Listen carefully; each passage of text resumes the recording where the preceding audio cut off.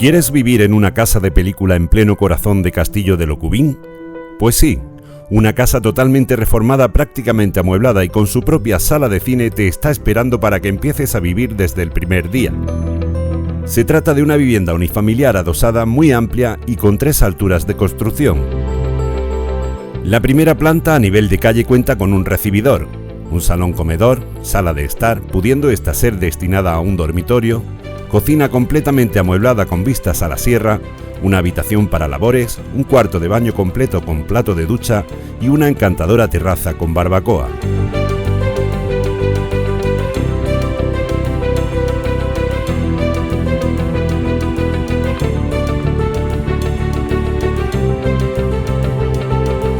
La segunda planta de la vivienda cuenta en la actualidad con 3 amplios dormitorios.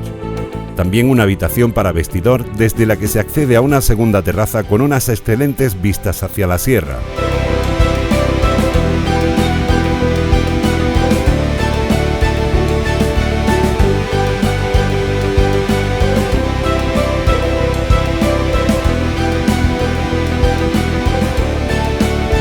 La planta semisótano, a la que también se accede directamente desde una segunda entrada a pie de calle, nos presenta una gran sorpresa, ya que está destinada a una espectacular zona de ocio.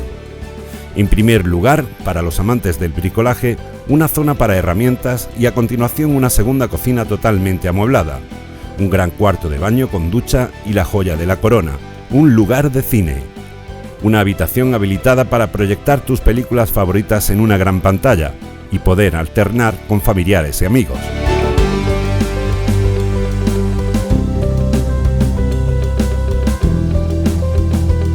Una gran oportunidad para vivir en un hogar de película en uno de los rincones más tranquilos de Castillo de Locubín.